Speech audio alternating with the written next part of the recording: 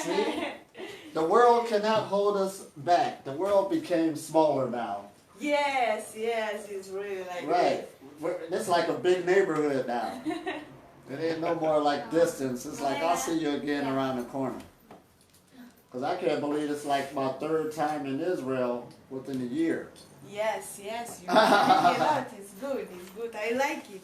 I also very like it to see your live video. Wow, this one from the Egypt, it was very amazing. Oh man, I had a good time in Egypt because, like I was telling him, that's when we left here, and just to have that experience was awesome. Yeah, hugging is spreading love, unconditional love. Oh, absolutely! It's a wonderful world. Wonderful, wonderful. And what's the next part to my song? More of you guys must to come very soon. Coming? Maybe we should check. Yeah, I talked with him.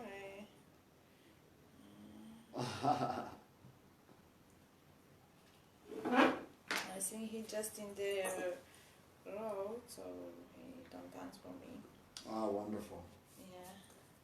So how everybody been doing just in day-to-day affairs? Day-to-day life, in other words. We're all working with energies. We're all energy workers. You can't get out of it. Yeah. So me teaching prana ain't nothing new. It should be, actually you're becoming a more advanced energy worker. That's all you're becoming. Being pranic, that's all. But everybody's working with it. I actually really feel it in the few last weeks. I start to eat less and I become more energetic. It's just amazing. Right, absolutely. Especially since this is see now this is a good season we live in. This is what? Spring going into summer. This means something. Molecules moving faster in the air, it changes the body. This is a good season to work more with prana. So we just think, yeah, you can any time of the year, but your body is in the yearly cycles just like it's in the daily cycle. Just like when you see plants and stuff coming up in the spring, blooming, there's something with you too that this is the right opportunity to start working with prana. I really feel like that. Oh, absolutely. And just being in the summer, you should eat less and also, let's say, more fruits, just from it being hot. The sun will tear you up trying to eat something too heavy. The sun will sit you down. Sure would. Drink more, hydrate yourself. That's just basics, 101. Working with that big energy source. So there's a lot dealing with that, just dealing with the yearly cycles that our bodies is already into. So even when I teach being on prana, it ain't about I'm teaching you to be food free. First you got to learn the set times and cycles, when to eat, when not to eat, how much. Once you start mastering that, it leads into the other things. So you can have fun on the journey. Instead of how people used to do it before, put the tape on their mouth and say, I'm never going to eat again. That's, whoa, wait a minute. Whoever came up with that idea, yeah, you asked her for trouble on that one. That's just real. Because the body's already used to another cycle. You can't blame the body. We're professional eaters. We've been eating all our life. Professionals. Yeah. Even a baby will walk this floor and see something ready to put in his mouth. Put that down! Right. You all know no better. So yeah, we professionals. Good at it. We used to do it many years. Mm-hmm. Many years we used to years. Yeah. And what they say, perfect practice make perfect. That's why you're good at it. You know what to do, especially if you love to cook. So I at least give people credit. There was a guy in the Canary Islands who said, I don't want to come to none of your classes because I love to cook. He was clear. It wasn't about eating. He loved to cook. And that's an art within itself too, because I used to love to cook. My first thing I cooked was I baked a cake. And the women loved it in the neighborhood. I was like, well, I'm going to bake another one. So yeah, there's an art to it. And cooking is a technology. Why did we create cooking? It makes the food softer so you can eat it. Uh-oh, did I say that? Yeah. There's some food, even though it's fruits and vegetables, or let's go there, you couldn't digest it just by chewing it if you didn't put no heat to it. So the main thing, and I know this is going to go against people's thinking right now, because we're into that enzyme and this and that. If something could pass through you more smoothly and faster, in other words, bland food, that's the best bet. So if it's sitting there, and it could be a vegetable, but it's harder to go through the system, that means your body is spending more of its energy to digest it. So that's why we created cooking. Now we overcooked ourselves. Okay, nobody's arguing that. Went overboard with it. But that goes with what? Colon health. So when you deal with the pranic journey, all of this is kicking into play. Everything you learn about holistic medicine and a holistic lifestyle is dealing with living on prana. Colon health, flexibility, loosening up the psoas muscle, stretching, exercise. Now, as you throw all of this at somebody, it sounds like a lot, especially if you ain't doing that in your life already. Man, where am I going to make the time for that?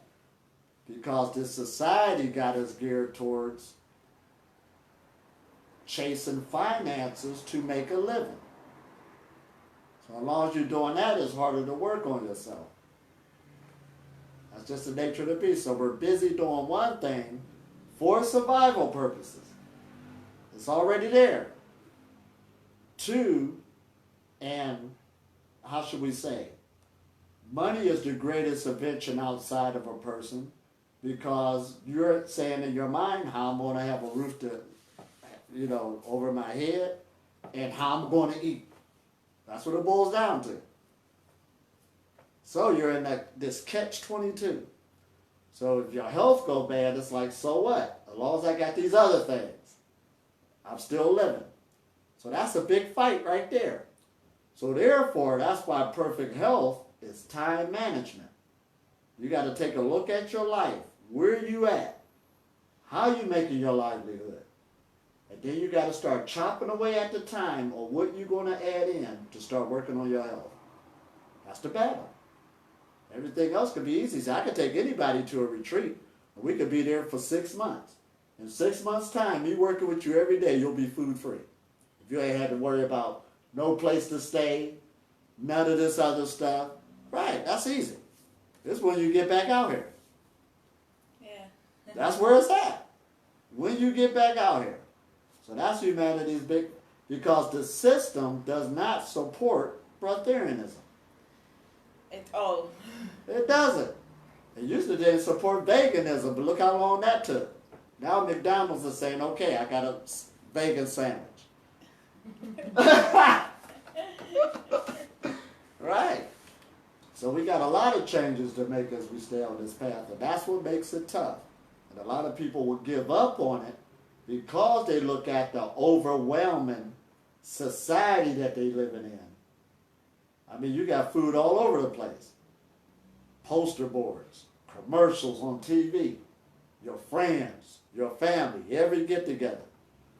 That can seem overwhelming. Then you already made a love affair with some foods.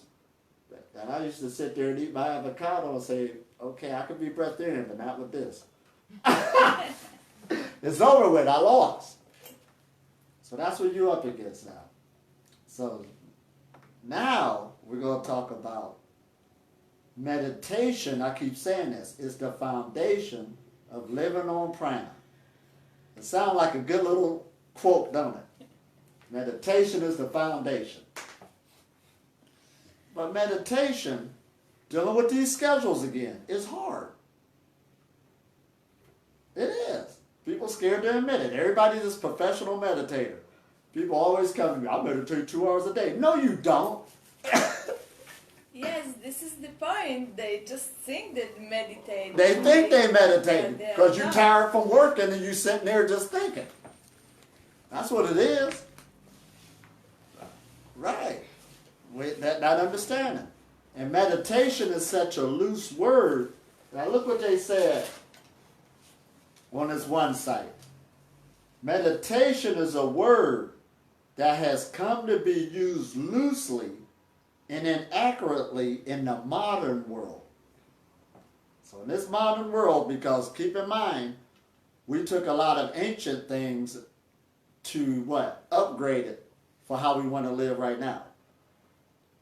We live in a world where it's speeded up, things is fast. You want quick gratification. So you don't care about putting a lot of work into something. See, even martial arts, when it first started in ancient times, the way a person got a black belt was, everybody started out with a white belt. You got a black belt from the work you put in and it got dirty. That's how you got a black belt. Now you can take it and cheat and go make it dirty yourself, but somebody's going to try you. Oh, you got a black belt, and if you get beat up, you shouldn't have did that. Go get you another white belt and start over. But here today in society, you see what? Orange belts, brown belts, yellow belts. The reason being because the mother is saying, I paid for my son, little Johnny. I paid my money. Why he ain't got a belt yet? So the teacher got to say, all right, we'll get him one in 3 months. And if you keep paying your money in another 3 months, we'll get him a red belt. He's doing real good. That's what we're doing. So we got all these belts. Like Johnny's good and Johnny ain't no good. But Johnny's paying his money. So the practices is out the window because we want to make it now what you paid for.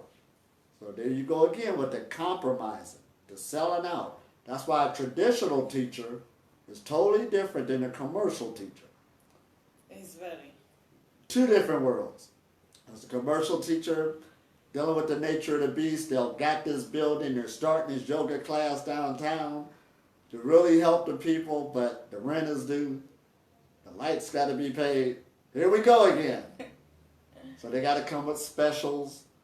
Then you got to tell Miss So-and-so she's doing good and you'll get her a reward, you know. So you can compromise the practices. But a traditional teacher don't compromise it. I mean, you won't see a black belt until, what, 20 years in the game. You've been cultivated. So that's why the real practices, when you deal with the pyramid, many people ain't there. They ain't there.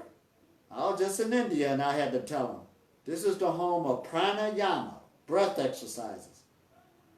And you know as well as I do, if you was to really take this seriously, you could transform yourself. Now, ain't nobody denied it, but everybody's too busy working. They got on their suit and ties. That was the home of it. That's where it's at. So therefore, the society, again, does not support the cultivation of meditation. It's very hard to come in this state of mind at all, you know. From the start of the day, you just run with a lot of mission, need to do this, need to do this, for the surviving, need to get salary, need to work. Right. And then when you do meditate, you're so tired, you're going to fall asleep. I was meditating last night. You were too tired, you fell asleep. So of course people say they've been meditating for 20 years. You've been tired. But got no power behind it because of this. So, now look at what they say again about meditation. So in the modern world, that's why there is so much confusion about how to practice it. Some people use the word meditate where they mean thinking or contemplating.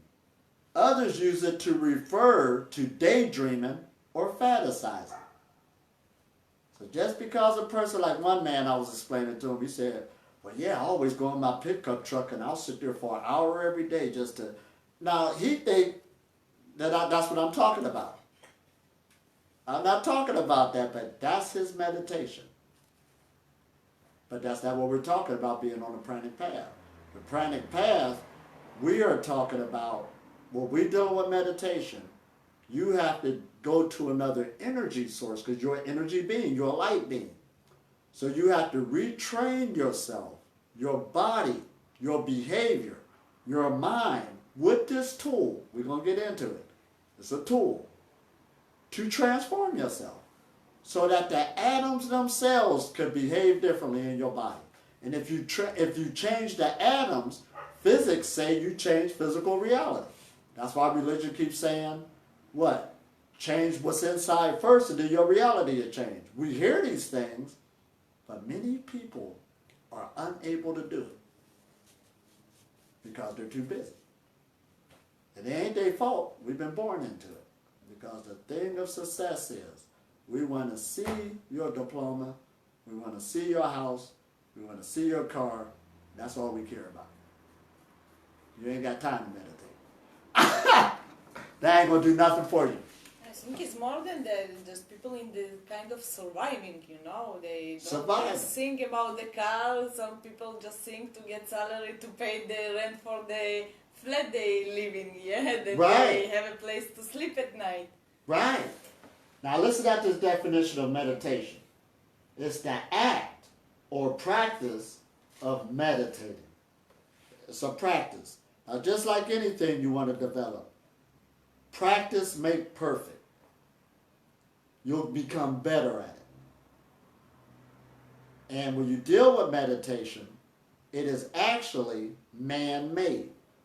It's a man-made tool for transformation. Now, why would I say it's man-made? Because that definition says it's a practice or it's a technique that's used to get the human being back one with the nature. Now, you've been hearing you're one with nature, but what does that mean? Just because you're standing by a tree? You're supposed to be self-sustaining just like nature. But the tool that you need or the technology you need is meditation. Because that's the transformation tool that's needed for you to change your physical makeup. This is a biomachine. That's all it is. This ain't got nothing to do with you. It's a machine that you're using to be in this realm. If you don't take care of this, you out of here. We've been to funerals before. You out of here. That's it.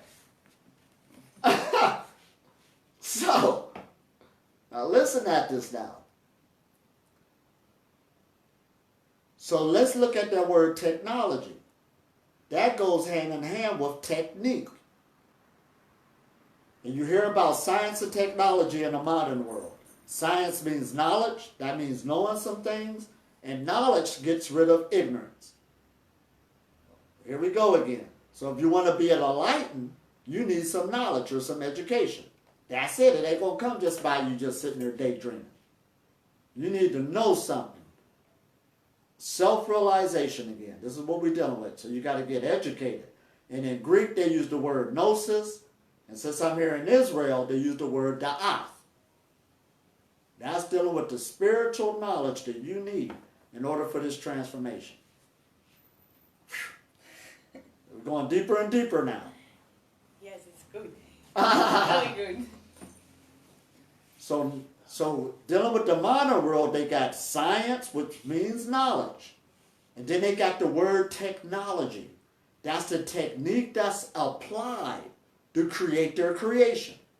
There's a technique behind it. So when you look at the technology of a cell phone, that's the technique that was used. They just didn't throw anything together. There's a male and female energy. There's connections that must take place. There's a whole diagram that was put together to create that cell phone. That's knowledge. And there's a technique to put that particular cell phone together, or it ain't going to be no cell phone. A car, those are techniques. So therefore, when you deal with meditation, there's a lot of different meditations, ain't it? You got sound meditation, light meditation, visualization. We could go on and on.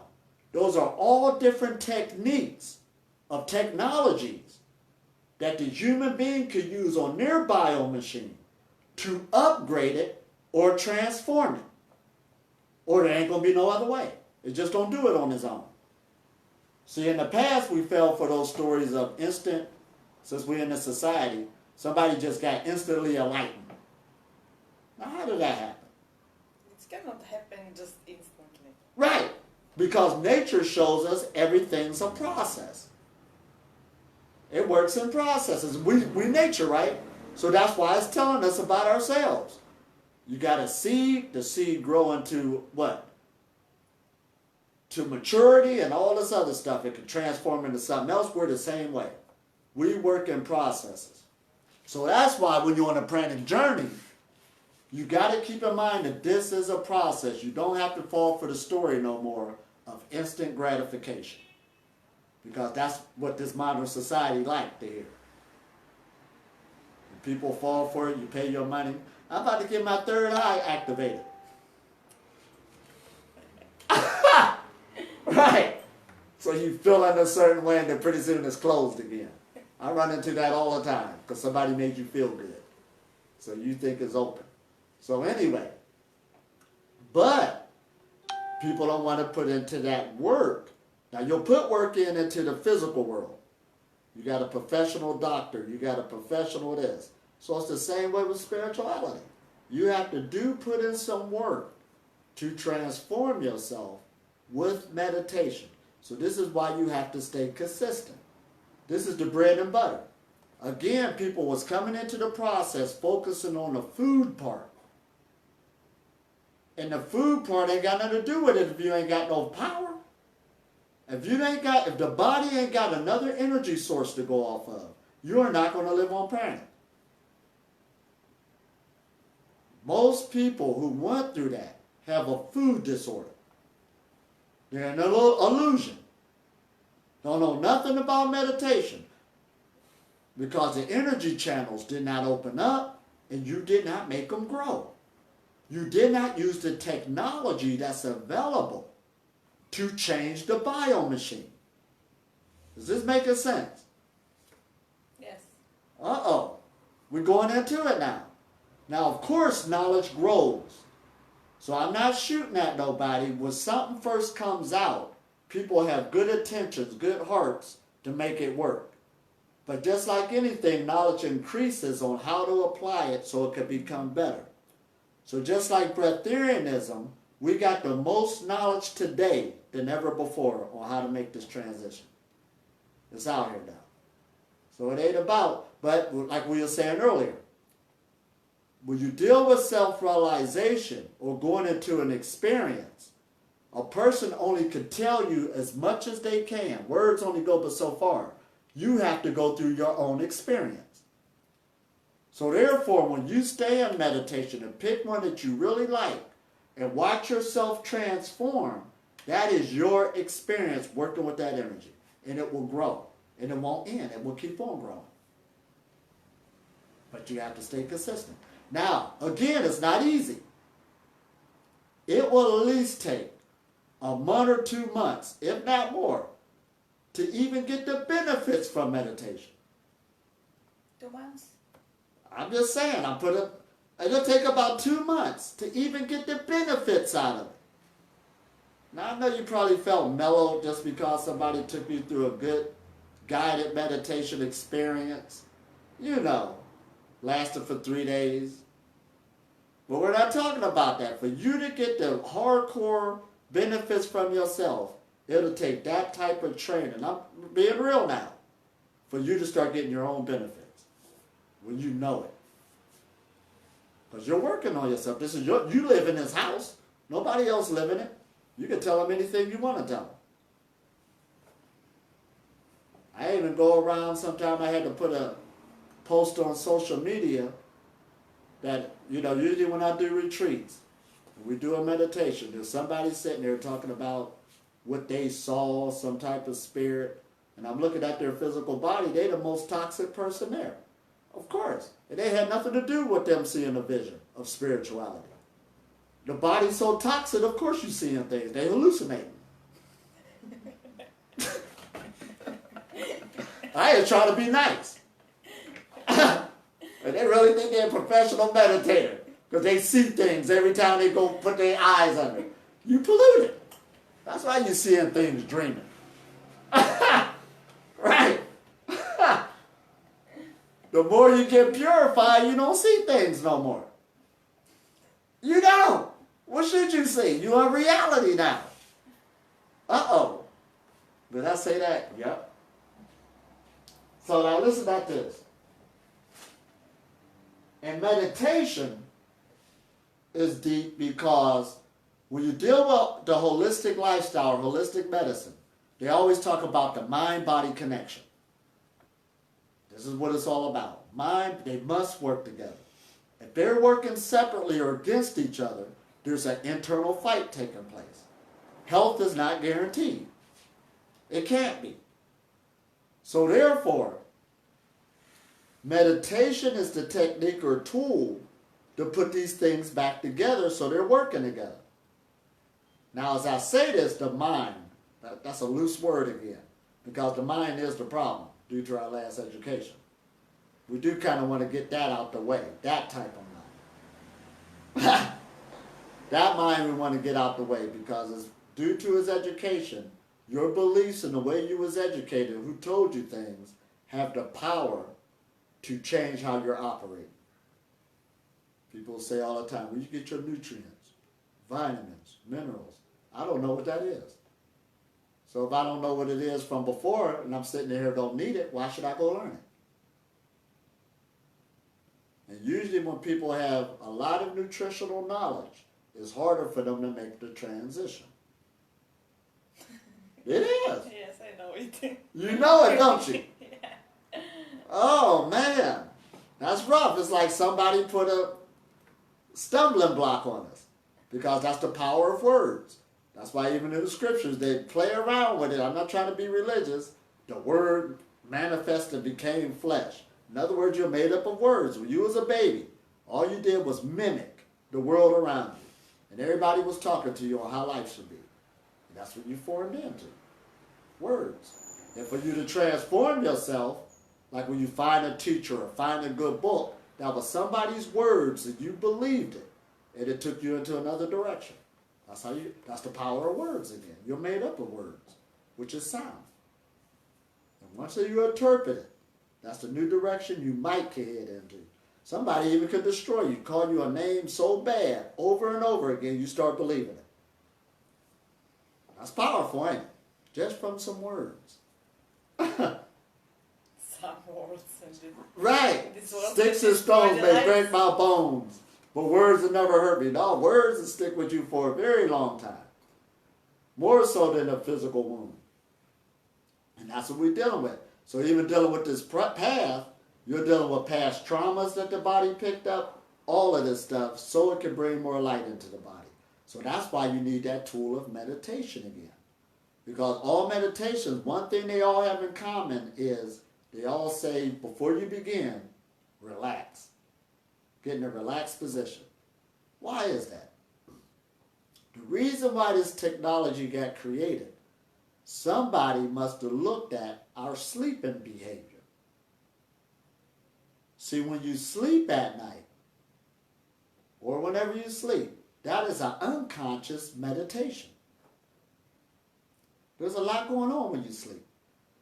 The body's detoxifying itself.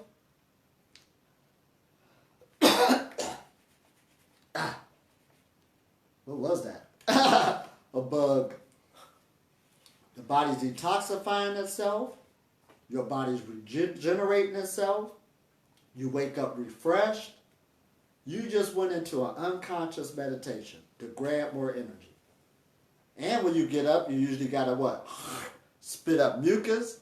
You got to use the bathroom. That shows you it detoxified itself. Right off the rip. All that took place when you were asleep. So you meditate. So a person do meditate every day.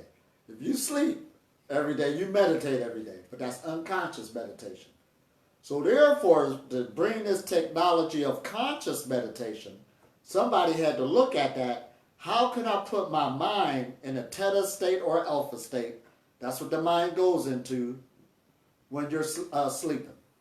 How can I go into that state while I'm still conscious and get those benefits? That's the technology. So you can energize yourself while you're up in a conscious state. That's why a person who really knows how to meditate, their sleep decrease. Because the reason why you went to sleep in the first place or slept that long, you was unhealthy. Oh, no, let me take that back. Not unhealthy. We don't want to say that. The body needed to heal itself. So the more healthier you become, the less you need to sleep. Does that make sense? That's why I was doing it, to heal. Man, this is getting good. Now let's take that word to heal. Even though on the Breatharian path, we're out there. We're talking longevity. We're talking about defeating preventable diseases. We're even talking about immortality. Now, as we're saying that you are not supposed to get ill. Absolutely. That's in nature. Why is that? Illness is what let you know, you and I know, that we're separated from the source. That's your indication. That's all it is. Now, you started out like that, so you loved being ill at first. You weren't complaining about it until something happened, until it got worse. So that means you loved it. It's like a habit. You don't, you don't understand that is not a... You don't even understand it. Look what she said. It's really like this. Most of the people just very sick in this planet and they even didn't know about it. But didn't even know about it. That they was actually separated from something and need to get back to it. So you love that new idea. That's why you kept doing it. But when the illness or the sickness showed up, now that was the indication that will give you the opportunity to make some changes so that you could come back to the source. Oh, did I say that? Now listen at this. But since before that took place though, you was already, now listen at this what I'm about to say. We're in this realm that's complete. They even tell you in science now that everything is whole. Nature works as a whole. So that means you're already whole. So even when you're sick and fragmented, you're still whole at the same time. So you're really never separated. That's a mental thing. Uh-oh. Let me make it make sense. That means that we all the time connected to the... You're all the time connected. Even when you're so-called physically ill. It ain't like you're not disconnected. And I was dealing with somebody not too long ago where they were feeling a certain way about our energies. But I had to tell them after it was over, they thought it was this big thing, happening between us. And I said, no, that was you feeling like that because you thought reality's supposed to go a certain way. Ain't nobody do nothing to you. That was your own mind making it like that. And so when we feel that feeling of disconnectedness, what do? We try to fulfill it. Eating, sex, drugs, alcohol, all types of stuff. I can go on and on and on. But you're never disconnected. But when that feeling of illness come up or when it manifests, all it's working on is your awareness to know that you're always connected. When the awareness changes, it changes physical reality. That's why a diet change, the diet itself really don't make you healthy. That just exercise the mind. The food ain't got nothing to do with it. Uh-oh, did I say that? So whether if you eat or don't eat, you're always connected. That's why there's a thing on the Pranic path called conscious eating, where a person is crystal clear that I'm having an experience and that food ain't got nothing to do with keeping me alive. That's a whole nother level. But they understand their connectedness. And then you can lay it down when you want to. You should be able to, because the body matrix is already hooked up in nature. This is what you're developing through the technology of meditation. Because we was given that other program, that's all it was, just like a computer program. If you don't eat, you die. That went through every cell of the body. That need to be changed. You need to get a new upgrade, a new upload. to get rid of that last program so the new one could come in. I live and I don't eat. Oh, man. Now listen at this. Let's take the word yoga. And yoga means union with. You know, union with what? Mind-body connection. But let's get into this. Most people who learn about yoga is in the asanas. The positions, the postures. It's a Sanskrit word. That's basically what it means. Now, on one level, we'll say yoga is meditation. But it's not meditation. It's wait a minute. The asanas is the preparation for meditation. See, you got to prepare for meditation. You just don't jump in there and sit down and you had this rough day. You know, wind down a little bit because you're about to do a serious operation. So an asana, to stretch the body, to get the energy flowing, see, your body is an extension of your mind. So the asanas, again, is a tool to bring more flexibility in the body, more energy flow, so then you can have a better meditation. So let's go to exercise and diet. We don't even need to use the word yoga.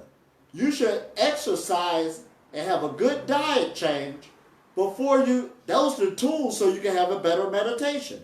If you're sick and you're pain and you're not meditating about nothing, the only thing you're thinking about is how to get well.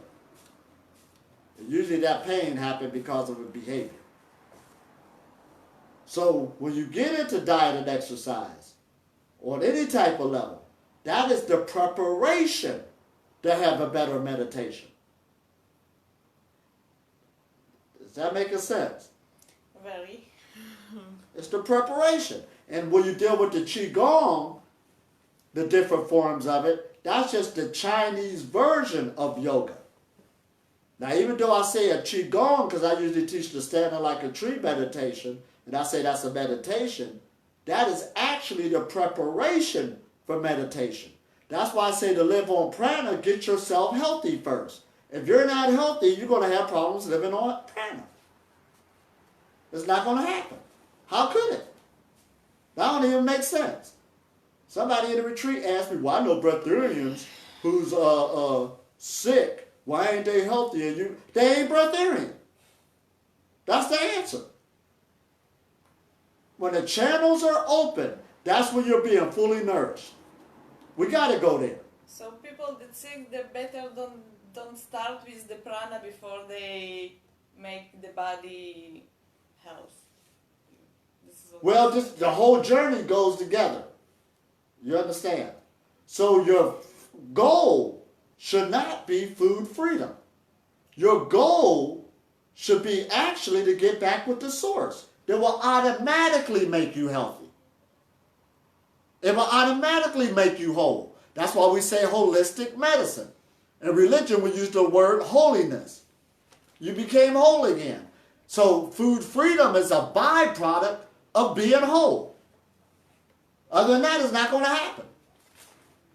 But meditation, again, by understanding what this is the technology that's used to grab more cosmic energy into the body. Now, I'm using that word cosmic energy. We got energy all in the atmosphere. Forces we can't even see. So as soon as you relax the body, go into a relaxing state, the electrons in the atmosphere automatically goes up and down through the body. When you feel a blockage or pain, that just means it's blocked. That's okay. Sit through it. It will keep working day by day, just like a yoga, just like a sitting meditation. That's why you got to stay consistent. Now listen at this. Uh-oh. Okay, we already went through that. Now we're going to wrap it up. Now, to start meditation, since it's so hard, we don't need to make it far-fetched. It's just like if you're in school and you want to be a good student. Some people, they can get good grades and don't even have to study. But that's like 1.000, that certain special person. Everybody else has to put some effort and study. So just like if you wanted to be a good student and get some good grades, what should pop in your head is, let me get me a good study time and let me get me a good study space so I can practice on developing to be a better student. So when you're working with this technology of meditation, first of all, to take it seriously, see, even when I talk about my journey, I usually talk about when I was sick, I was overweight, I made some diet changes and stuff. That's not really where it started. You know where it started from? It started from when I made up in my mind to slow down my schedule, not stop it, because I couldn't. I was in a cycle of survival. But I slowed it down enough so I could start spending more time on myself. That's number one. Because perfect health is time management. That's number one. And then number two was, not only did you go to spend time with yourself, I had to what? Stay consistent. Consistency is one of the best qualities that you can develop in yourself. And I guess in what? The scriptures in Hebrew, Vishinantam, or Vishinantam, did I say it right? Consistently or repeatedly. In the Old Testament. But anyway. Did I pronounce it right? But anyway, it's to repeatedly, to stay consistent. That's what you're going to need in a pranic journey regardless. So those were the first two things I had to do before I even went into diet changes. First was a mental change that I'm going to start spending time with myself. I had to look at my job and say, I ain't doing no overtime or doing no other work. If the money I make from this cannot buy what I need, I don't need it. That's what kind of declaration I had to do. I ain't telling you to do that, but that's what I did. So I could spend more time on myself. And then number two, I had to stay consistent. So there was days you'd be sitting there on the couch with your favorite show coming on, and I'm like, oh, it's my time to go walk the track. So pretty soon it started out like a chore. Then over a period of time, the TV show ain't matter no more. My body wanted to go walk the track. It became part of the lifestyle. So this is the pranic path again. It takes effort to go into this new mode of change, to transform your body and transform your mind, which is the same thing. That's it. So now, to get this meditation together, first you want to get you a good, comfortable space where you're going to do your ritual. Because this is serious. You're doing a ritual on yourself. This is the temple of God, remember? This is sacred. This is the most important thing on the planet. This is your house. This means more than the house you got. This is your vehicle. This means more than your car. It does. Without this, you ain't here no more. The other one you could do without and get another one. I ain't have a car and what? When I found out this is the vehicle, it don't even excite me no more. Same with the house. But that comes a realization on what you think about yourself. I ain't telling you to go that far like I did, but this needs preference now. So now we need that good, comfortable space where you could do your ritual with no distractions. Now, whether it be in your house or you can pick a place out of nature. There was times I pick a place, like what I tell people. I became pranic in an urban city. Urban cities got parks, don't they? They got trails. I found a nice space to go sit at. They got benches, different places. Some woman tried to tell me a couple days ago, well, it's hard to be pranic in an urban city. Shouldn't you be in the Himalayas or something? I was in the Himalayas. Everybody out there was sick. That's why I was out there teaching. The Himalayas is not going to make you be pranic. It takes a knowledge, a desire. Now, nobody's arguing that the atmosphere was different. Nobody's arguing that. There's some atmospheres that's more nutritious than others. But the point is, if you ain't got the knowledge, it ain't going to happen. If you ain't got the dedication and the consistency on yourself, it's not going to happen. So, a good, comfortable space with no distractions. Ding. the consistency, right? And don't be hard on yourself. Now, the reason why I say don't be hard on yourself, life does has its changes. So you might get caught up one day where it be that busy day where you just couldn't make it. And sometimes it's better not to show up if you're too tired. Because you can't meditate. All you're going to do is go to sleep. So you got to work that out more and more. Did that make sense? So you can't be hard on yourself in the beginning. Because like I said, it takes at least a month or 2 months for you to get used to this new routine before it become like a law in your life. That this is what you're doing. To even get the benefits of it. Listen at this one. Make sure the place is clean and uncluttered, especially if it's in a house. It just makes a difference. You ever do spring cleaning before? Clean up the house is a different energy to it. We should know this now. Everything is energetic. So therefore, you want to get the best benefit as possible living on prana. Get this flow going. Then again, all right, now listen at this. Fresh air. Now, when I was in different places, the air is polluted, there's cars and stuff like that. Do the best you can of where you at. Does that make sense? So don't take it like and use it as an excuse where I'm at, the air is polluted. It's the energy and the stuff that's in the air. But at least if you are in a good position where there's clean air, take advantage of it also. You understand? So therefore, I became what? Pranic in the urban scene where the cars was running everywhere. It didn't stop nothing. It was the desire. But again, when I went to different places and smelled that clean air, you're there now.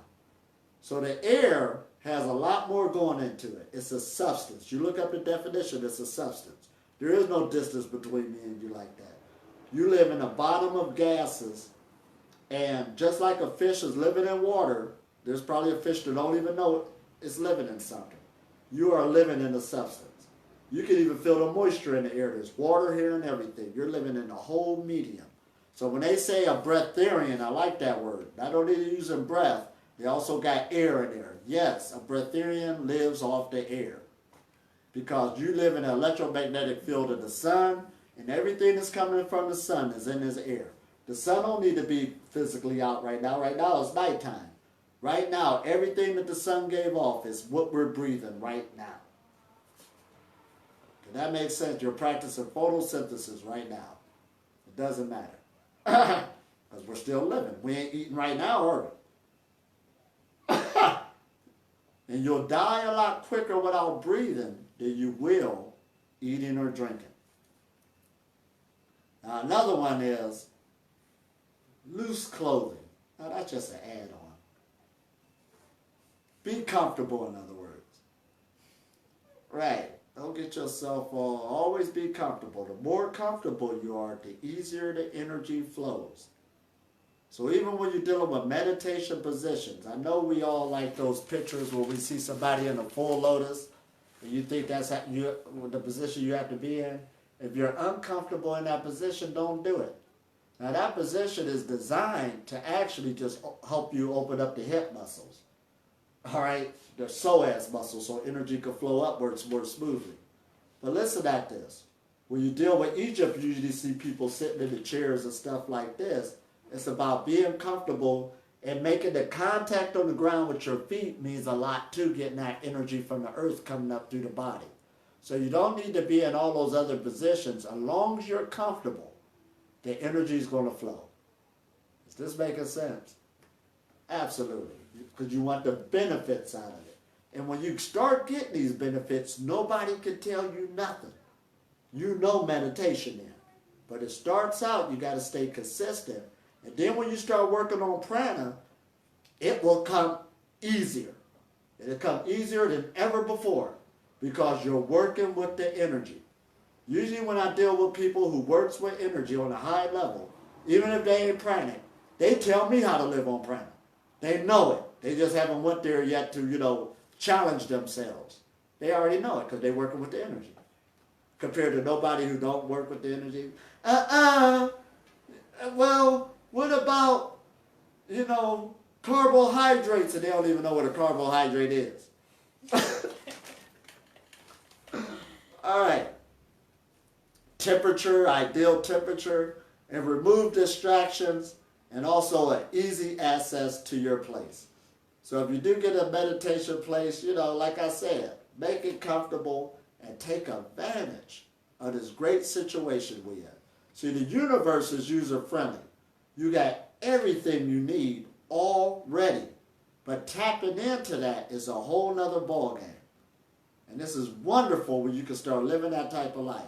Now you might say, what comes out of this mind-body connection? Well, I'm still going to be living my same life. No, you ain't. When you transform, your external life is going to change with it. It is. Like I could tell you this, but you have to see your own experience again. Because we are what? Electromagnetic creatures. We have this electromagnetic field. Not only are you constantly putting out an energy, you're also receiving. That's why a lot of spiritual people at a high level will tell you creating with little or no effort. Now we're saying this, but the more this connection and this flow comes into being, your life will seem like it will become more magical to where it's not even magical no more. It's just supposed to happen like that. And that's what you should want. See, as long as your feet is on the ground, you should want the best life possible. You should. I don't see nobody just walking around, especially if you get like a group of 20-year-olds. Well, I want my life to just be messed up. Ain't nobody saying that. They all say their biggest dreams, what they want to do, you understand. And usually if you track them like for 40, 50 years or something, and some do have the regrets about what happened, it was just dealing with falling for the negativity that came from society and also themselves. But when you get this tool of meditation, that's why it's a tool again, it's a technology. Why is it? You can live a full life without meditation. You don't need to. There's many people doing it. It's an extra add-on to highlight your life. That's what it's for. Just like reading and writing. You don't need to read and write to live. But it's a highlight. And you can take advantage of it. Reading is powerful if you know how to use it and stuff like this, or writing. But other than that, you don't have to use it, and many people don't. So meditation again, since I'm telling you this, try your best to learn it, and if you already know it, upgrade it to where you at now like never before. Even though I meditate all the time, I'm always thinking about new ways to upgrade it. Absolutely. Because food freedom, again, is just the gateway to bigger things to come. This is child's play. See, in Kriya Yoga, they got 7 different levels. Food freedom is at the 3rd level. See, once you get this body and mind connected, you're in the bigger picture of consciousness where you can learn a lot more because you ain't thinking about your body. I did a post on Facebook today that it feels good not to feel my body. See, the only time you feel your leg is when it's hurting. The only time you feel your shoulder is when it's hurting. When it's not hurting, you don't feel your body. You ain't got you're nobody. You want to become a nobody. That's what it's about. So then you're freed up to think about other things. Did that make sense? You're exploring consciousness. But you can do it. Just start where you at. As long as your feet is on the ground again, no matter what shape, what condition, you get this technology, you can make it happen. And don't look for instant gratification. Just stay consistent and work with the time. Keep working with it. And you're going to see these benefits and results. And when these benefits and results come into play, I even did a video one time where I talked about the 100-day process.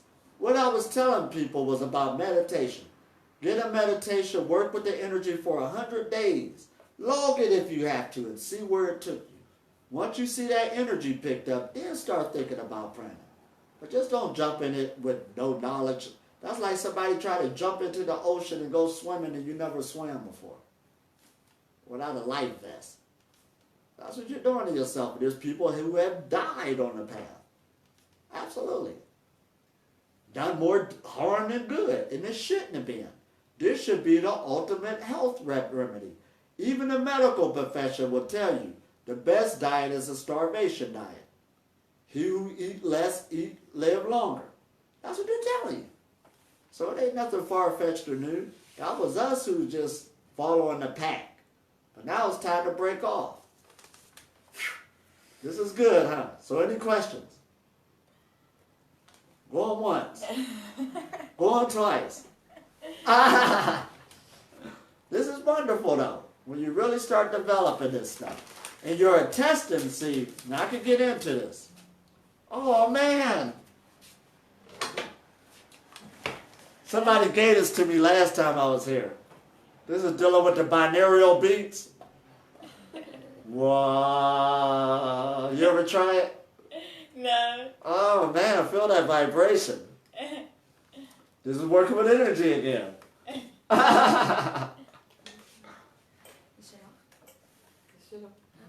Yeah. That's awesome. And see, this is a good age we live in too. See, it's just like little tools like that. Now, just by putting that sound vibration through it to break up stuff, we got the healing bowls, we got a master right here. And we got this thing called the internet where there was times I even got on YouTube and I put on a frequency sound meditation music, playing it all day, and after a while my vibration automatically got higher just by listening to that. See, our bodies is taking sound and transforming it. It's taking light and transforming it. So you can take advantage of the technology if you know how to use it. Not just the technology of meditation itself, but also the other technologies to really heighten your spiritual walk. Is this making sense? We could really take advantage of this time we have. But all it takes again is the consistency. And understand this meditation must be mastered. First. And it won't take long. This is the door. It's like a gate. Right. And you'll be glad that you have this tool up under your belt. It's going to last you for the rest of your life. Well, what I should feel in the meditation? What like the Energy. Energy. I need to concentrate on my body. What there is really many techniques of the meditation. Oh, absolutely. But the concept, like how I understand it, that I need just to sit in the comfort position, relax the body, and clear the mind, and just listen to the body. Absolutely. And that's basically Vipassana. I finally got the name right. That's a form of Vipassana. That's one form. Listening to the body sitting there, and the energy, like I told you, will automatically start flowing. That's one form of meditation. The other one is chakra meditation. Now you got different energy centers all over your body, and there's many great techniques out there from not only just the 7 chakras, you got the ones dealing with, like say, the microcosmic orbit with the 12 energy centers. You can take the mind, focus on those areas, because wherever the mind goes, like when I'm focusing on my hand, automatically the blood will go there. The energy will go there. So you can start going inside your body with your mind, opening up these energy centers, running that energy to get the body up and running. Then you got different forms of breath work. Breath work is very powerful. Breath work, right. And you got so many, from the breath of fire, reverse breathing. Pick one that you enjoy, that you really like, and work with it. And watch the power come out of it. Your energy levels should go up. It breaks up blockages, all this good stuff. So there's so much avenues. Those are just 3 that I picked from what? The breath work, the Vipassana, and chakra meditations. Those are your 3 most powerful before we even get into the other ones. You understand? And then this exercise routine. Now, I'm not saying go get a membership at the gym, okay? But taking a nice walk. Stretching, right. Get everything loosened up, cracking. See, every time you hear something crack, that's what? Kinetic energy and toxicity exploding itself. See, this is a machine again. Pop. Right, get that loosened up and then go into some meditation where everything can get nice and relaxed. You know how I do the Qigongs when we do them? What we do first, we loosen up the body. We start with the neck. We start with the shoulders. That's before we even get into the meditation. So everything can start. See, the tool of meditation, in a nutshell, the benefit is it relieves stress. Now, what is stress? Right. You get stress off of eating. As soon as you eat something, and I'm not picking on food like this, but listen, you just put stress on the body. You get stress from somebody getting on your nerves. So that's why you want to relieve the stress so that the energy can flow. You want to be more stress-free. So I could go on and on with stress on a physical level, emotional, and mental. You know, we could go all day long. But once that gets freed up, circulation improves. It'll affect you health-wise. Circulation improves, respiration improves. All this stuff will start improving. You look more healthy. You look more relaxed. You look more energetic. All this stuff will kick on. Stress is the thing that actually kills it. It comes in many different forms. That's what the technology is for. And when one is more stress-free, more energy is flowing to the body automatically. We live in an energetic realm. Easier said than done, huh? But we at least got a format, a foundation to deal with. So that's why I said meditation is the foundation. And that word foundation means the basic principle. If the basic principle is laid, then whatever you try to build will build and will stay. If the foundation is not there, the basic principle, it's going to keep crumbling and falling, and it's not going to be the creation that you're looking for. Is this making sense now? Uh-oh. So that's why there's a reason why we see all these ancient statues. One thing all of them is doing today is some type of meditation. They sitting there drinking and, eating a chicken. No, they're in a certain pose. Right. That's so funny. Right. They ain't doing that. They're in a certain pose. And then you can learn so much with the mudras. These are energy circuits, energy channels you're putting on. You can learn them. We live in a good age where the information is not hidden. See, now let's look at that word hidden. And I'm about to wrap it up. Now there's a word called secret. And there's many reasons why people keep secrets. You either keep a secret to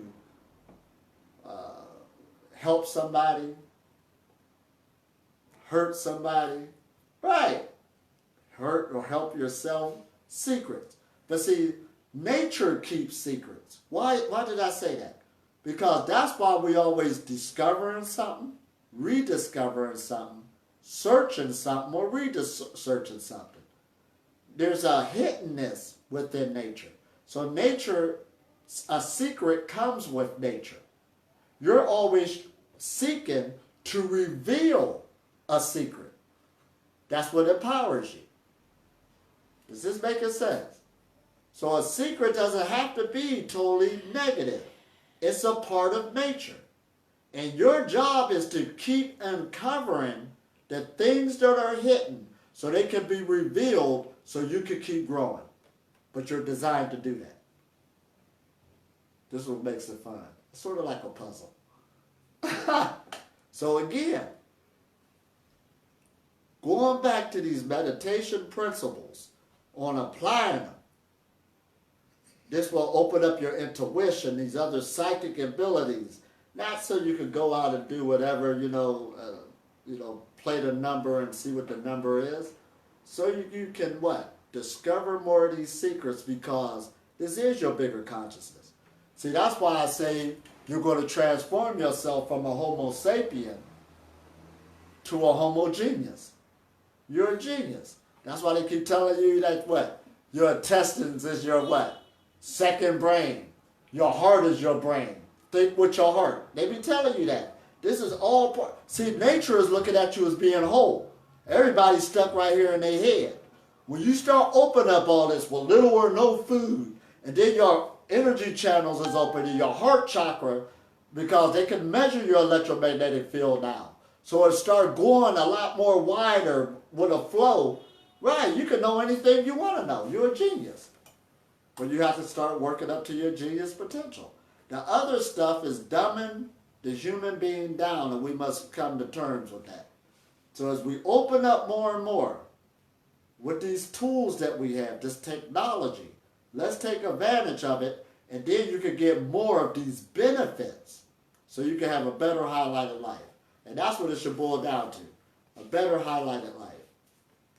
So anything you do, anything you put a hand to should be good. You get in a relationship, that should be your best relationship. You get an animal, that should be your best relationship. Right, you get a job, that should be your best job. Everything should be your best. Everything become better highlighted. You make a new friendship, that should be your best friendship. That's what type of person you should be. They know, well, I don't know, and I'm scared, and I might get hurt.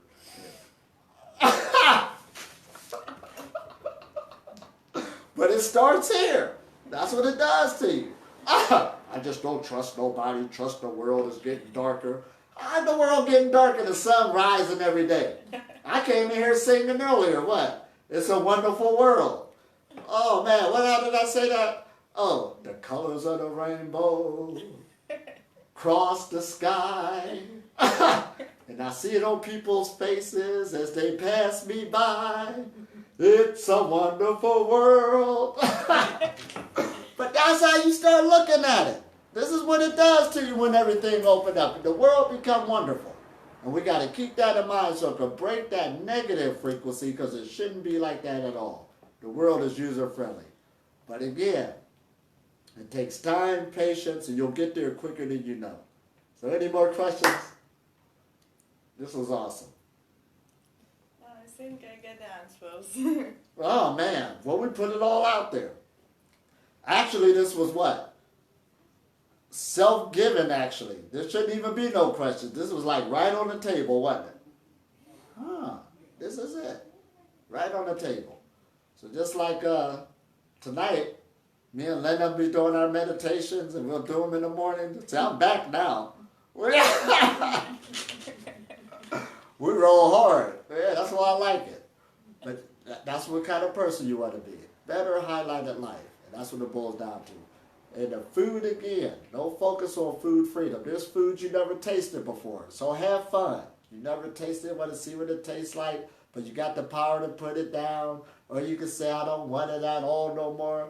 Have fun. See how it feels. But that's how you're going to get these abilities that's natural. I ain't say unnatural, that's natural. We're going back into our natural abilities. This is awesome. What do you say about the smoking people? Smoking? Yes. Oh, that speaks for itself. I mean, what it boils down to again, your lungs wasn't made into a chimney. Now, if you get some of the people who centurions on the planet, that means live to be 100. There's one guy who was 109 years old, and he'd been smoking for a while. So in the medical profession, they'll probably say, well, some of those people who live that age, completely their lifestyle, what it gets, what we're, trying to put out. But one thing for sure, like a woman told me one time, I was younger and I was sitting there smoking a cigar, trying to be tough. And, I just got finished working out too. I did the track and everything, so now I'm drinking my beer, smoking my cigar. But the woman said, you're in good shape, you know that? And I said, oh, thank you. But she said, you could be in even better shape if you didn't do those things. Now, she didn't tell me nothing new. You understand? I knew that. I still enjoyed my beer and my cigar, okay? And I was going to do it tomorrow. But she told the truth. You could be a lot better if you leave those things alone. So like we're saying again, it ain't about judging people or what they're doing on certain habits. If you want to live a better highlighted life, go for it. There's certain things, enjoy yourself as you're going along the way, but when it's time to put it down, put it down. I don't mean you have to sit up there and do it forever. Is this making sense? That's all we're saying. So when it's time to leave things alone and go into another experience, do it. Here we go again. To get the best benefits out of stuff. And you should outgrow stuff, just like a kid playing with a toy. The pretty soon you see it broke on the floor, they're done with it. So it's just like these life experiences. We've been caught into these habits of just keep it just because you love it and all this other stuff. Now after you enjoy it, lay it down. It's sort of like when I give my story about when I never tasted sushi before. And then when I did taste it, I enjoyed it all week long. I mean, I had all these plates of sushi going home. I enjoyed myself, the different flavors. But after the week was over, I was clear. I enjoyed the sushi and they never have to pick it up again. It was over with. But that's how you want to, if you choose to. So it just brings another ability up where you're not trapped or a slave to the body. See, the body makes a good servant, but a bad master. It's a good servant, but a bad master. That's why we call this, what? Mind mastery. In other words, you don't want the body just to take you, it just drove me to the store, and I couldn't help it. It drove me to the restaurant, then it drove me to the bar, and then it drove me, Now that's that's your vehicle driving you around. You at least want to drive the vehicle, tell it to park, stay right here until I come back out and, pick you up. If we drive to the store, let me take you. But when they drive you around, you're in trouble right now. So that's why we want to get into this tool that we're using of meditation. Because there's a lot of things that do seem like that. Because our genetics and our biology does play a big role on how we act. You can have a grandmother who was going through a trauma. This is called epigenetics. You could be having a health problem from that right now. Because keep in mind that a lot of information got passed to us from the past. Your makeup of everything. So again, this is why you want to deal with this tool. Not only to clean how you presently are, you're also cleaning the information that you ain't have nothing to do with. It was passed on to you. So again, you want to live the best life as possible and want to keep on moving on and really want to get this together. This is awesome, ain't it? It's a wonderful world. Oh, man. So any more questions? You've been talking about sushi and the short period of time you fully enjoyed it. So can you make an analogy with the relationship with people? Can you make The same analogy what people? in relation to relationships with people. Oh, yeah. See, now he's saying, I made the analogy with the sushi. Could you make the same analogy with people? Absolutely. See, when you deal with people, how should I say this? You learn more about yourself, believe it or not. And sometimes when you get frustrated or a person's making you frustrated, it really ain't the person's making you frustrated, it's you making yourself frustrated. So there's a lot of work dealing with people. But again, when I was saying making these new friendships when you start transforming yourself, I mean people all over the place, and these relationships are lasting because of how I changed. See, there was a time, back on the old frequency, as soon as somebody say something wrong, I ain't talking to them no more and all this other stuff, and the fighting, you're saying words trying to hurt each other and stuff. So it does start purging you to a level to where you start understanding the way a person is acting, they were supposed to act like that. That's just who they are. Just like how you are. So there's a lot to it dealing with relationships, but you will get better at it. Remember what we said again, perfect practice make perfect. So dealing with people again, that's a practice. To learn how to better communicate and learn how to better get along with people. You'll get better at it. It just don't happen overnight, especially it all depends who you are and how far away you came. you'll get better at it. So I work hard on trying to maintain my relationships, keep them going, keep everything flowing. But it begins with us. Now, you remember when I said the person you talk to the most is yourself, that inward voice.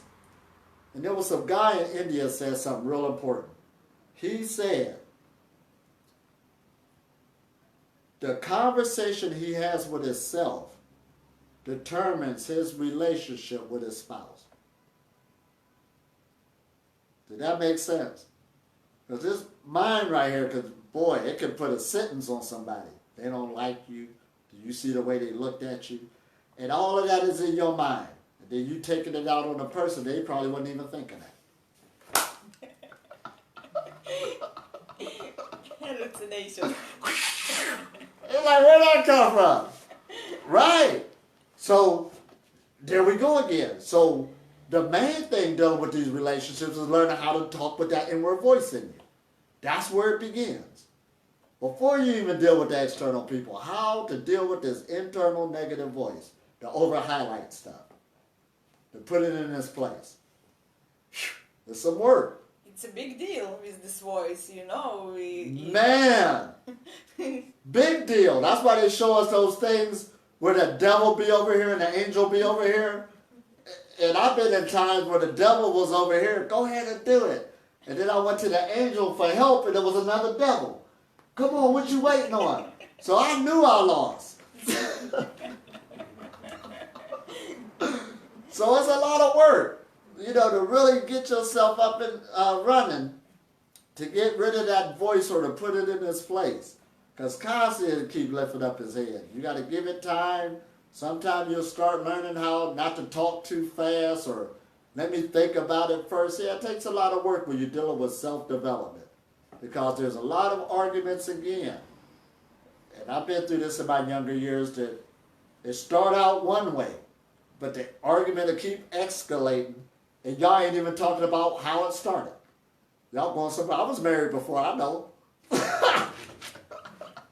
We start talking about stuff that happened years ago. And it had nothing to do with the dish falling on the table. Right. So you get better at it, you know. So perfect practice make perfect. But that's living on prana again. See, people, external people are nourishment. That's living on prana. So the more you understand this, you start working towards better relationships so you can be nourished. When it causes static, you can feel the pull. You can feel the stress again, and you're not being nourished. You got to constantly work with it to keep that energy flow going. That's it again. See, we're being nourished by more than we just been taught by our mouth only. That's the only way we're going to get nourished. But you're being nourished by what you see, you hear, you touch, you feel, how we communicate. All this good stuff. That's all different forms of nourishment. And your body's grabbing it all in and knows what to do with it.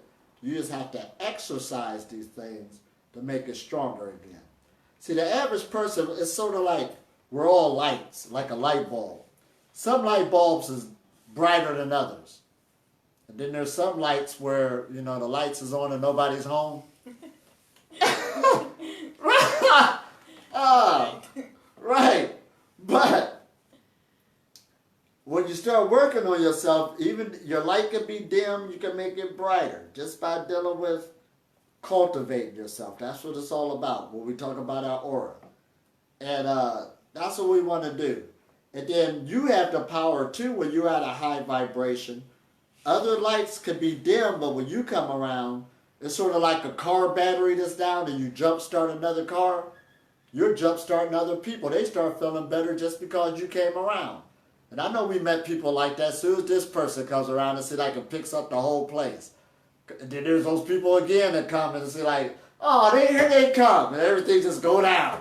Run around, they just draining everybody. And I had relationships I had to quit them because of that. They was making me tired.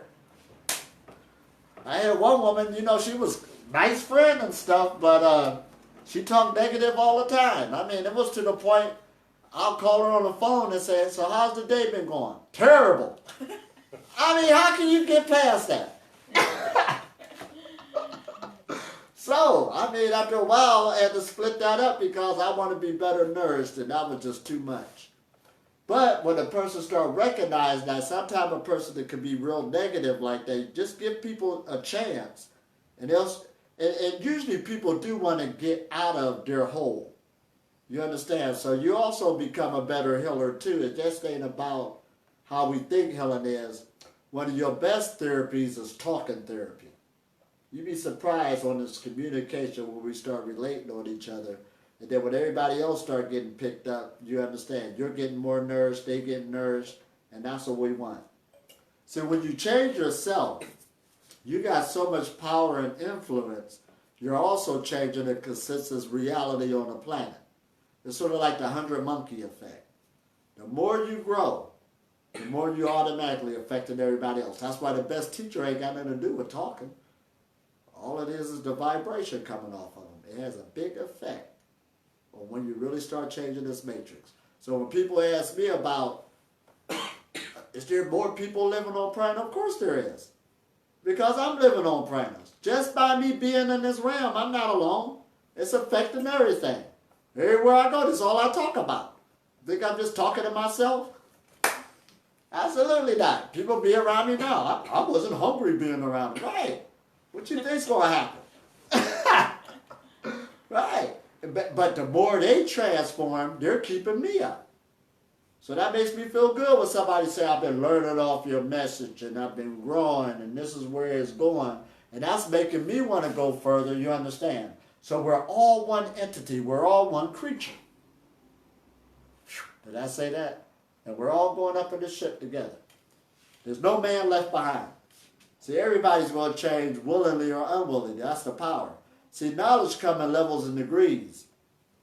One level and degree is, you know how we say your thoughts create your reality? Yeah.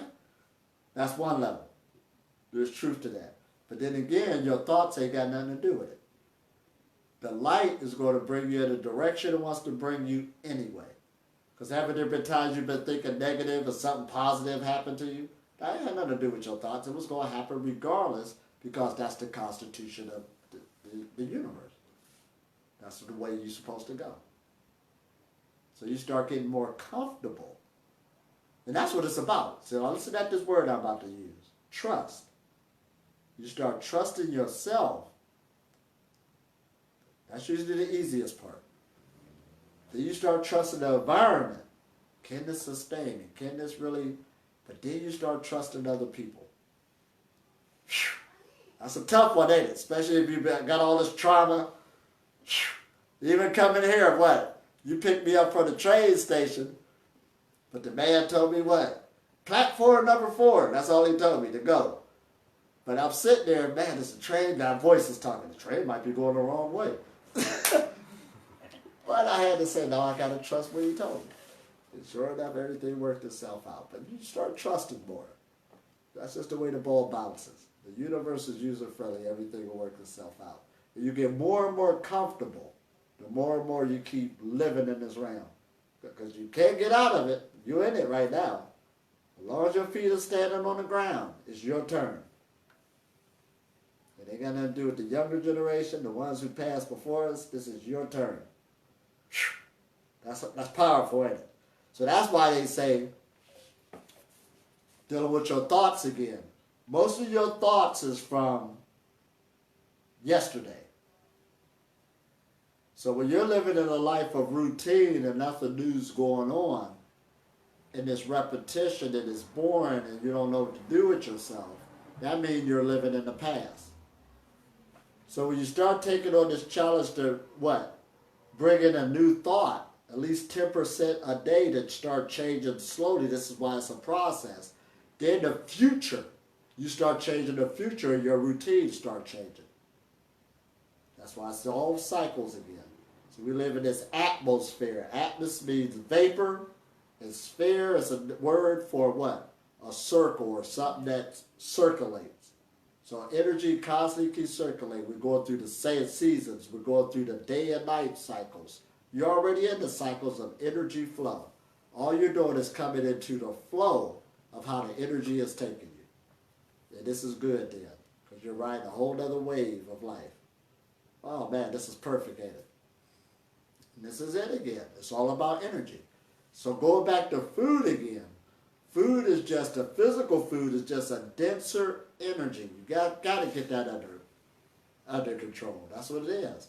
And we're not saying that the human being is not supposed to eat.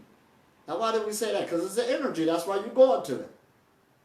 But since you understand you're an energy being, you got the choice now to go to other energy sources.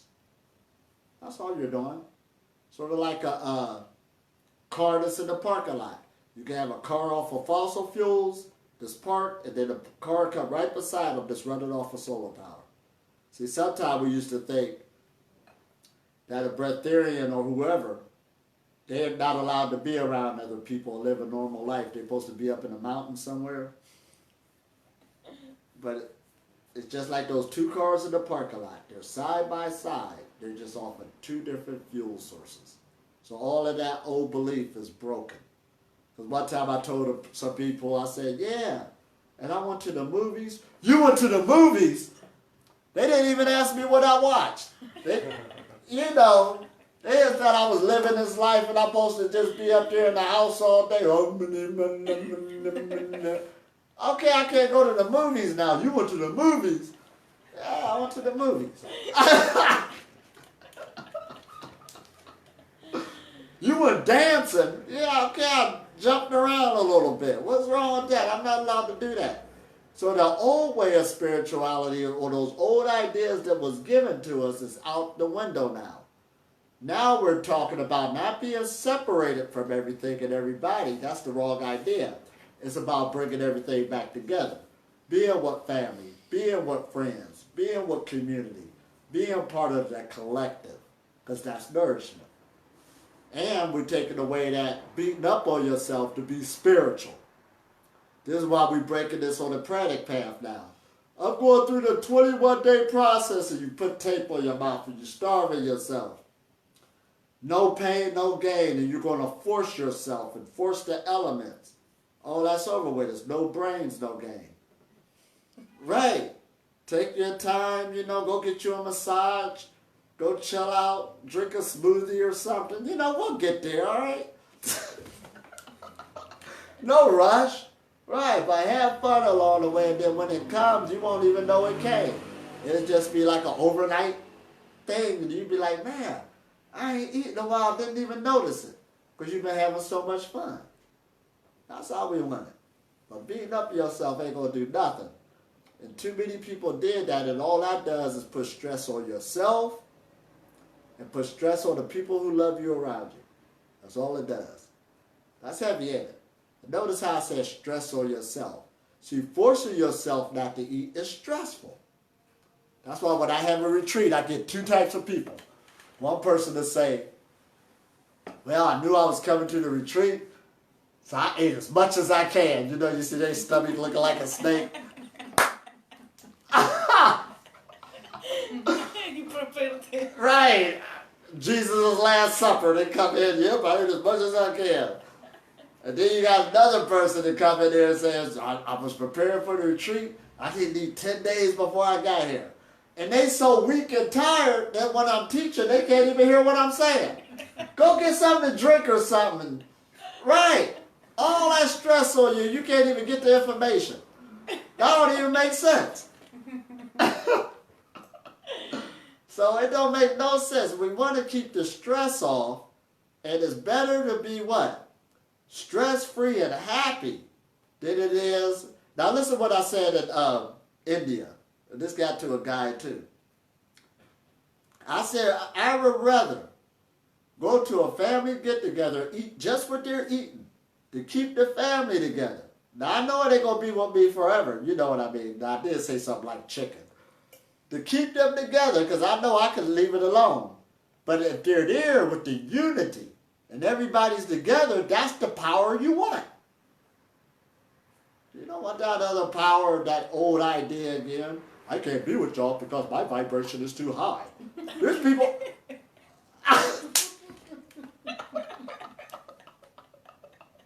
That's what people been doing. You with your family this holiday? No, my vibration's too high. They don't think the way I think. And you missing your aunts, your uncles to change your diapers? You wouldn't even be here if they didn't take care of you. The legs is the one that keep the top of the table there. See, nature looking at the whole. That's us separating the high vibration and low vibration. Now listen to what I told somebody today. There was a situation that took place that seemed uncomfortable. But when we say these words, God is everything. God is in everything. Every situation. Well, if that situation was uncomfortable, where was he at in that situation? He's there. That's why you're always connected. But it was your own mind that separated you and took him out the picture. That's why, Hebrew again, they got the famous quote in the Kabbalah, there's no one else besides him. That means there is no opposition. Every situation is the same being. It's us who's making it seem separate. So when you separate yourself from family and friends, talk about some high vibration, you just busted it on yourself. You just broke yourself from the hole. That's where the Creator's at. Why would it be even different? So when you start thinking on that level, that vibration is everywhere. But it's a perception again. You're taking the things that are hidden in plain sight, revealing them to where you can see again. That's what we're doing. That's what spiritual eyesight is. Some woman in India told me, what? Can you see auras? Can you look at my electromagnetic field and tell me where the blockages are at and what I need to do? I don't see no blockages. Why are you asking me that? I see your aura, but I don't see no blockages. You're already perfect. You wouldn't even be in my presence. You're already a high energy. I'm the highest thing moving. I'm in creation. This is all high. What are we talking about? So that's us who's playing this game with ourselves of what's higher and lower. This is life we're dealing with. This is already high knowledge. Oh boy, this is good, ain't it? Oh man. But the more we exercise these things, the more it becomes a reality. And we can keep growing into it and go from level to level, degree to degree. And then you'll live a life where it just be situations or increased stimuli, but it won't be no problems. Now, I know we've been trained on that. No, there's always going to be a problem. We'll just take a look at it. And it usually works out the best all the time. All the time. But that's where it's about again. You got to open up to the universe again. Right. This is good, ain't it? Man, this is good. I could go on story after story. It don't even seem like a miracle no more. It was like it was just supposed to happen. See, that's how you start living. But that's what we want. You know, just most of the people don't know that there is a possibility to live the life without any problems. Right. Live the life in the connection. People just didn't know it, you know. Right now you come and share this experience, and I tell to myself, God is really like this. We do not to be in stress, we do not to be in uncomfort or something like this. We must be like in the peace and the, you know, happy all the time. Absolutely. Everything is okay because we have everything all the time that we need it. Right. Because the mind is make a lot of now listen at this. Disconnection. Let's take that word suffering. People bring forth their own suffering. Why? How does that happen? Now suffering is a good thing because suffering makes you move into another situation. The reason why you're sitting the way you're sitting now because that's what you feel is the most comfortable position. And if you move into another position, even though you didn't think about it, you moved into that new position looking for comfort. We're creatures of comfort. That's all you look for. But going back to suffering, that's what keeps you to move or keep the movement going. Now, a person causes suffering when reality does not go the way they think it should go. So again, going back to that person I was with today, And I asked them, why did you feel uncomfortable and everything was all right? They had to think about it. You did that. Because reality didn't go on how you thought it should go. How the reactions should have went. But everybody, there was nobody messing with you. Nobody said nothing. Your own mind, you was trapped in your own mind making up stuff. That's what caused it. Everything was perfect. But it was. I was comfortable. I had my headphones on. What are they talking about? And they sit up here feeling all uncomfortable. They was trapped in their own mind. Telling them something that ain't true. Everything was perfect. The air was perfect. The sun was shining. They couldn't even see it. Trapped in their head. That's terrible, ain't it? But that's where it comes from. It comes from what? Our own mind. Because you're going against reality. You're telling reality it should not go like this. And reality is just saying that this is how it is. So the more you start getting comfortable with it and accepting it, then that suffering leaves. There ain't nothing going on happening. But that's another training again. Perfect practice make perfect. Easier said than done. But the more you start recognizing it and executing it, then you start getting more comfortable and start living your life into it. Whew. This is work, ain't it?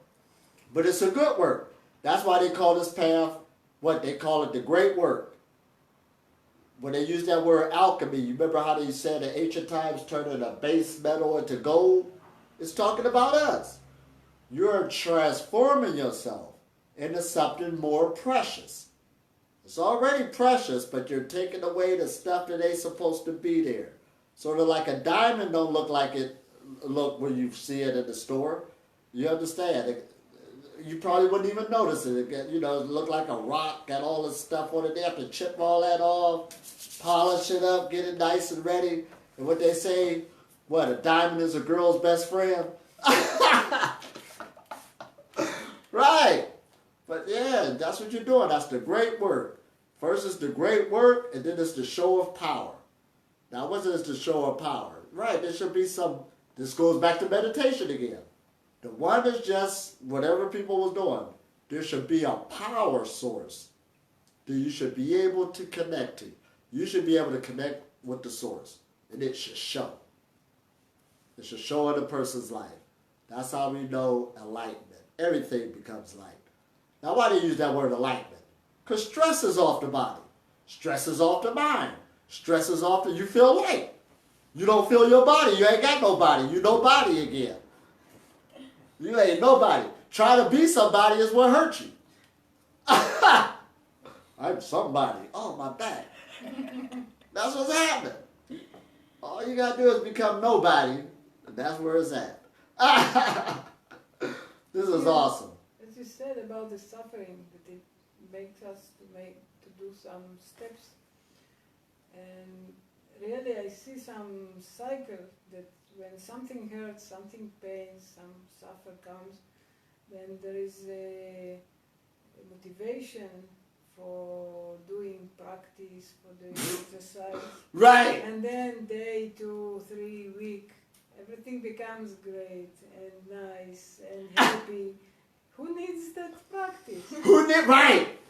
What she said is a good one. Motivation disappears. Yep, it sure does. Once we relieve the problem or the pain, what you need to practice for it.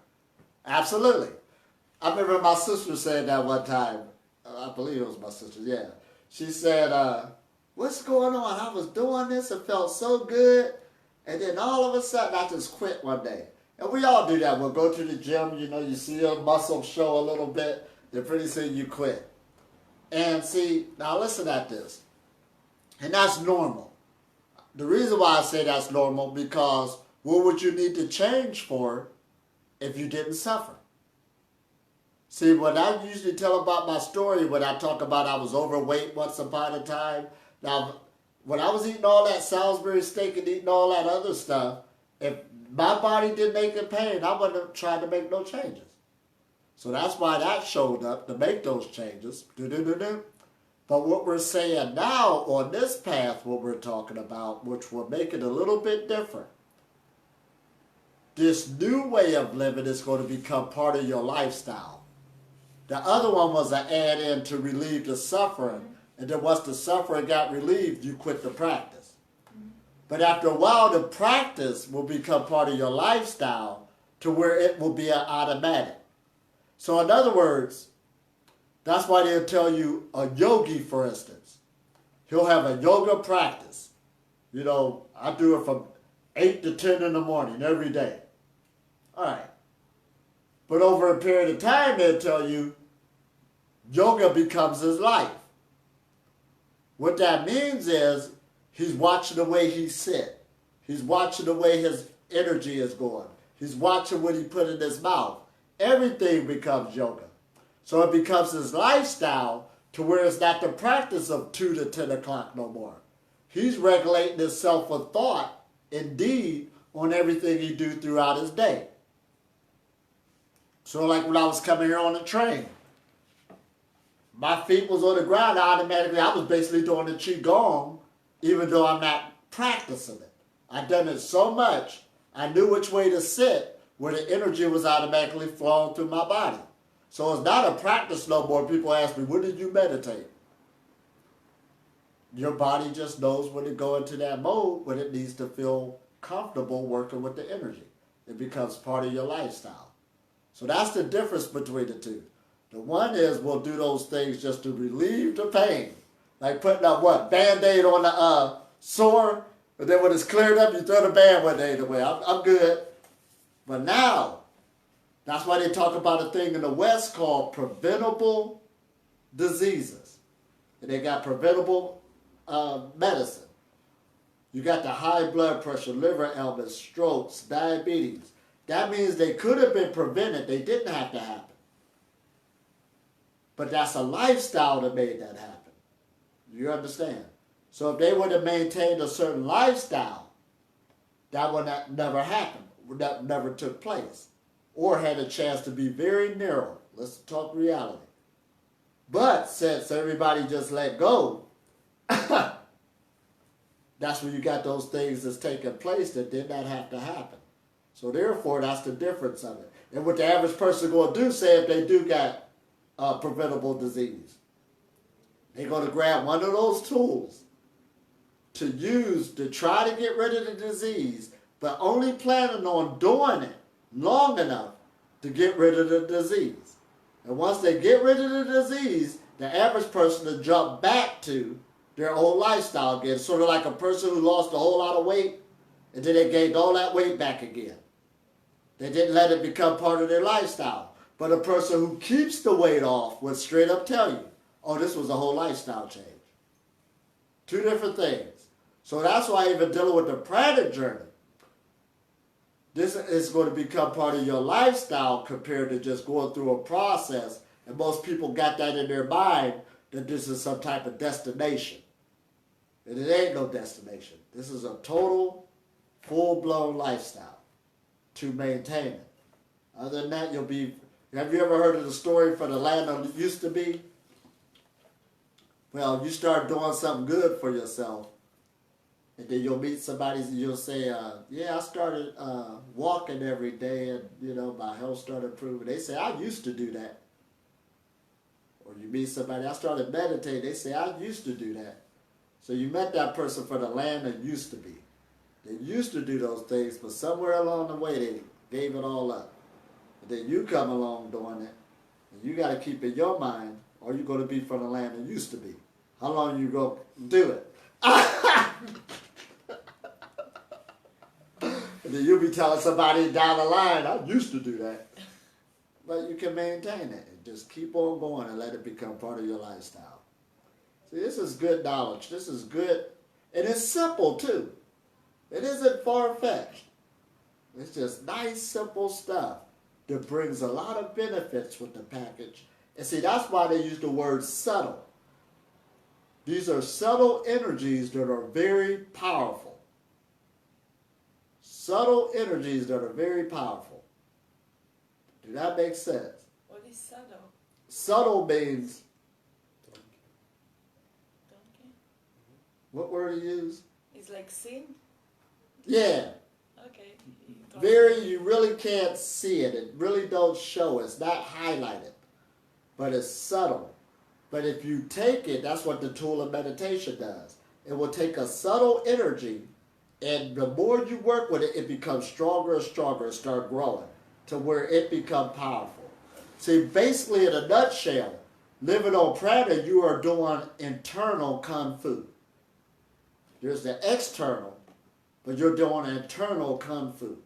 You're building up the energy inside of you. That's why most of Taoism and stuff like that, they'll show you a pregnancy taking place. Something being built, given birth to within the abdomen.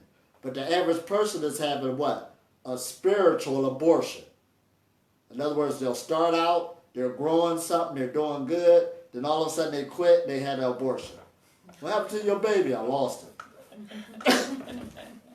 Then you're going to get pregnant again. Start over again, 1 month, 2 months, another abortion. Right, having miscarriages all over the place. Instead of giving that full birth, sticking with it, 3 months, 6 months, 9 months. Keep on cultivating that thing. So therefore, that's what you're doing again. Internal kung fu is what it's all about. Growing that energy, the organs will get stronger because everything is energetic again. And you want this energy flow to grow. And it will continue to keep growing and won't end. This is where it gets good. See, even my physical body, and you see how the veins is like really highlighted? But not only is there, but see the body, by its holding the energy in it, it has to make new energy pathways. So, plus I practice other stuff, by holding the seed and stuff like that. But if you, sort of like if you lift the weights and you give it resistance, the muscle will grow because you're putting that pressure on it. So the body will modify itself or transfer itself to handle this new energy. So therefore, when you're doing these meditations and holding that energy into the body, it will start making new energy pathways like a tree. That's like a plant. And it's feeding itself. So it's making new energy pathways to nourish itself. This is what they mean by the tree of life. You are the tree. Because it's holding in the energy now. So it has to modify itself. So being on the pranic path, there will actually be physical changes that take place to the body to hold that new energy. And it's a process. And it's a process. This is awesome, ain't it? That's why we use the word cultivation.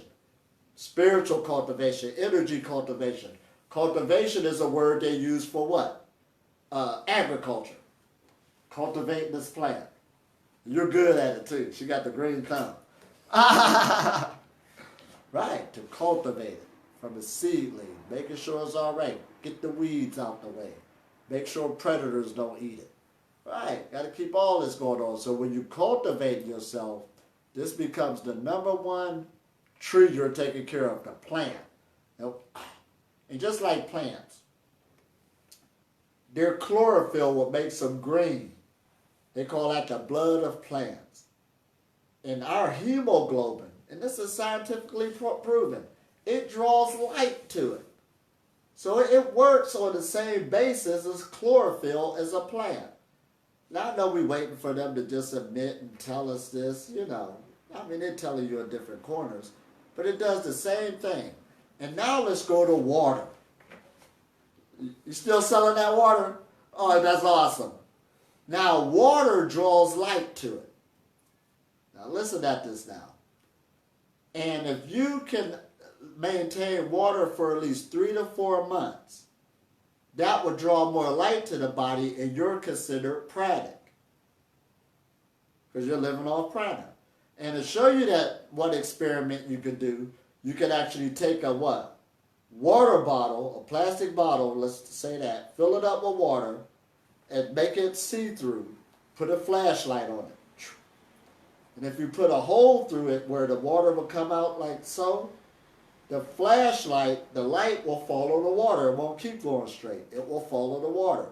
So when you're eating things or putting things in your water, in your body, it draws light to it. It brings more light to the body. That's why fruits is at the highest level. It got the distilled water in it. There's some foods that repel water. Sort of like what? Fat, butter, lard. Right. You put what? Butter on your hands and put it in a thing of water, it's repelling each other. So when you're eating a lot of that in the body, it's repelling the light coming into the body. This is just little simple things, tweaks. Now again, enjoy yourself. We're not saying doing it at all. We're just bringing self-knowledge on what will bring more light into the body. And there's some foods that will go through the body a lot quicker than others. Some will take quite a while. Some will pass through right away. So again, we want to maintain some type of colon health and stuff like this. Now keep in mind too that when you deal with the brain requires the most energy in the body to work. But the thing about the brain, it don't have a place to store energy. It's using it, but it don't store it. And we also talk about our heart. Open up the heart, think with your heart.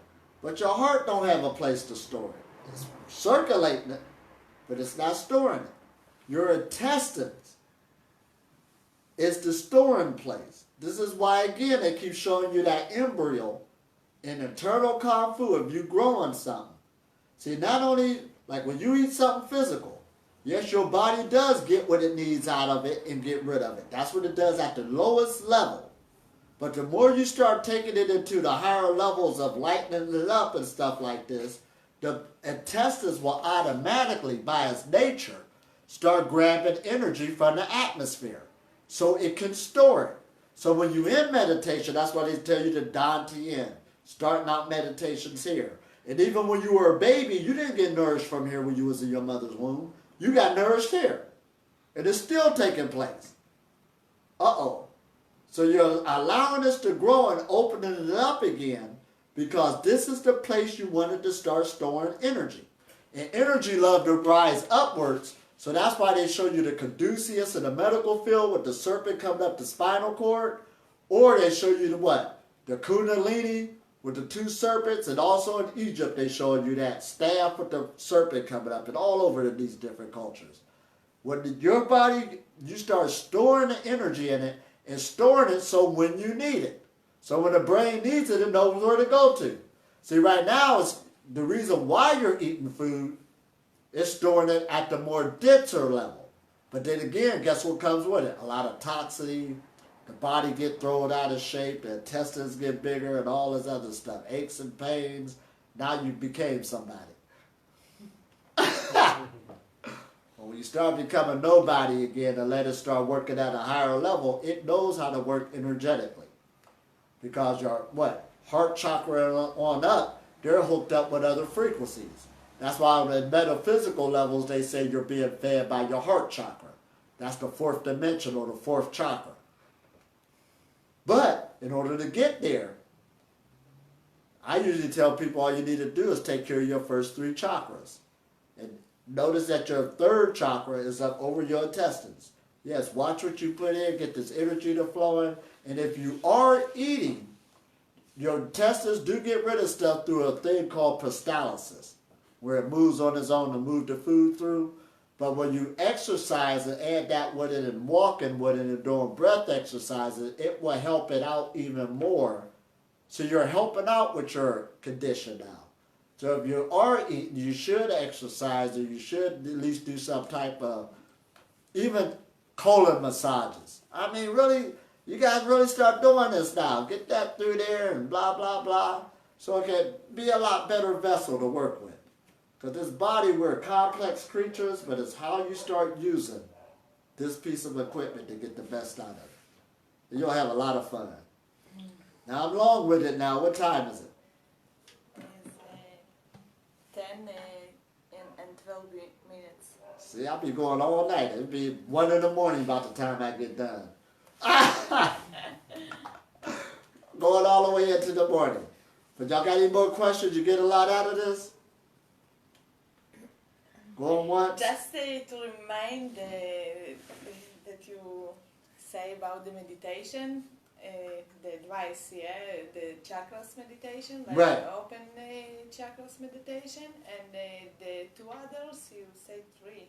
Oh, and I said the Vipassana. Vipassana, yeah. Now I'm using that word Vipassana, but what that is basically saying is relaxing and allow the energy to flow on its own, sort of like a Qigong.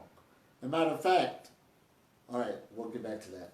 And then you got the breath work, which is very powerful. Okay. Very powerful. Because you're breathing in energy. And there's so many different forms of breath work now out there. You can play around. We're in the age of the internet. Pick one that really worked for you. The first one I did, I just found a meditation one time years ago. And it was just, and I was just doing all of this. Okay, I'm going through it. But after it was over, about 5 minutes later, I was like, man, I got all this energy. That's all you was doing. And you felt everything breaking up. I said, wow, this is powerful. Something that simple. And if you take it seriously, you could grow within it.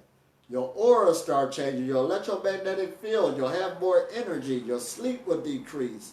You'll have new ideas. See, that's the thing we want. Remember I said you'll become a genius? Yeah, you come with some ideas out of this world. Right. And I don't feel guilty calling myself a genius. We all have the potential to be. Right, that's what it's about. But we must open up these things again. Because this is a totality of your consciousness. See, this is your dream or your nightmare you're living in. A person who lives and think everything is just solid physical matter is living in a nightmare. Right off the rip. Did I say that? But when you look at it's a perception on how you're looking at things. So when you're looking at the universe as being more electromagnetic, more plastic, more movable, things are not static, and stuff like this, then you start creating your dream. Now they got many different forms of yoga, Hatha yoga, Raja yoga, we could go on and on, Kundalini yoga. But one of your main yogas is dream yoga. You ever heard of that? Dream yoga, no. All right. All right. Now this is dealing with when you start working on dreams, and there's a thing called lucid dreaming. And that's when you can start dreaming and where you actually can move things in your dream. You have more control of your dreams. You can train yourself to do that. But then it'll get to the point, not only when you're asleep, when you're awake. Are you really awake or you're dreaming right now? You don't know. So now you start living your life. You start looking at this as a dream. This is a yoga. But you have more control on how your dream is taking place. This is a dream yoga. So that's why I'm living in a dream in a way. Well, I know I am. Thank you a lot. Oh, this is awesome. But again, these things become real when you start practicing them. And see, the reason why I'm food free is because I'm dreaming it. I'm a nobody. This body ain't real. I dreamed it into fruition. Right. That's all you're doing. Life is but a dream.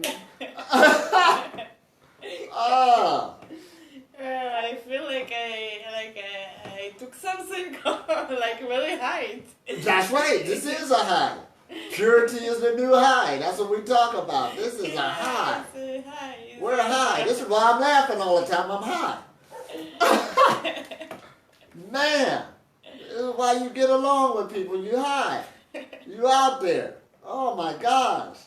This is a good high to live in. Don't need to take nothing because everything is here for you. But you're dreaming this in fruition. So therefore, and there's another, what's that other yoga called my friend was just doing? It kind of come to me.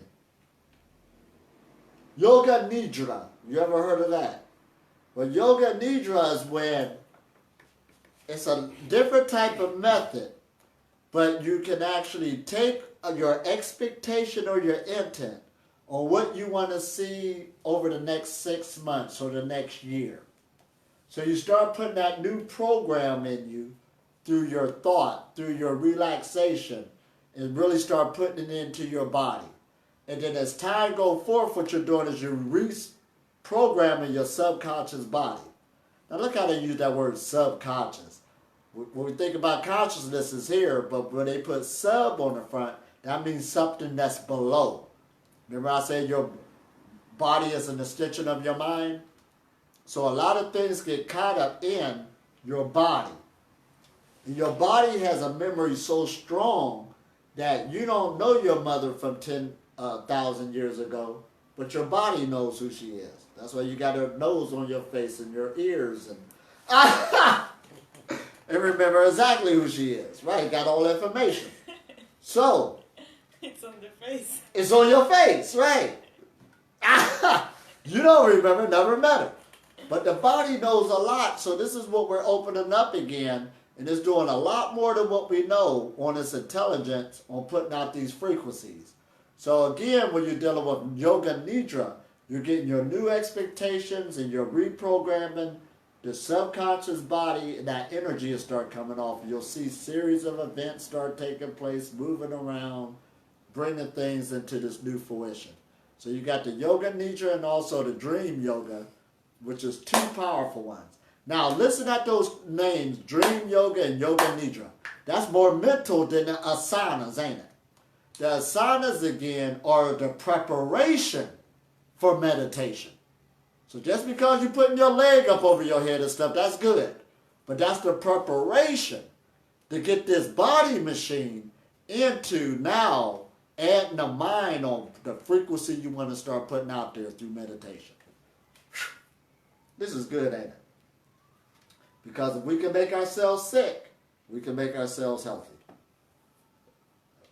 This is what it's all about again.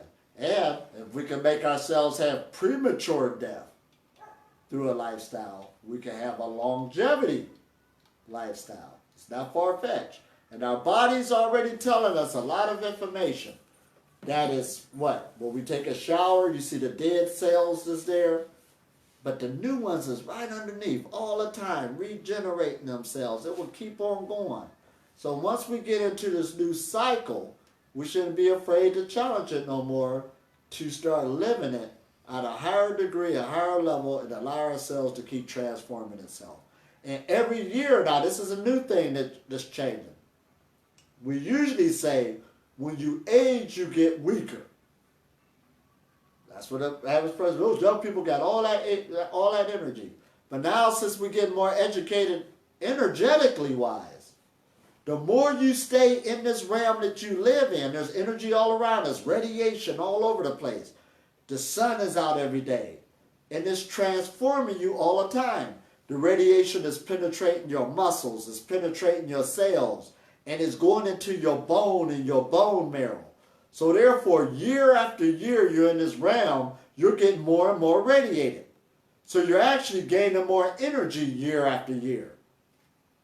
So when you get on this path again, and automatically as you start aging, you should automatically start breaking off certain things because you already had those life experiences. You should already start lightening up. You already had that. You should be going into something else now, transforming yourself. And allow that energy now to grow, and you're growing within it, so you should be very powerful as you keep aging. That's why they can get what? A bone now and say that's 1,000,000 years old due to the radiation that's coming off of it. So the more you age again, your energy should be really hyped up dealing with your electromagnetic field, because just by living in this realm, you're getting more and more powerful each year just by living. Amazing, ain't it? Amazing, yeah. That's it. Whoa. So this is a whole other paradigm shift we on. We're riding the surfboard. Making it happen. But this is what it takes again. And like I said, it don't take much. Everything we're saying is practical. It can be applied. And again, you can see the fruits of it yourself. Other than that, I don't even answer certain people's questions no more. I shouldn't have to. I shouldn't. I put enough interviews out there, talked enough. This is all I talk. I mean, right, if you're serious, you should already look at that. We should be talking about something else. Right. That's where we should be at, instead of still answering the baby questions.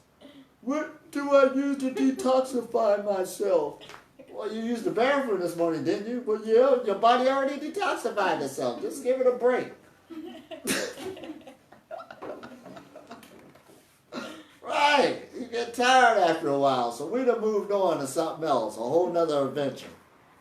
So again, I enjoyed y'all once again. Thank you. And this has been great. And it's good to be back in Israel. And I'll be here for what? About 3 more weeks. And I'll let y'all know my movement. Never know, we might hook up again. Yeah. All right, love you. Thank you. Yeah, what a wonderful world.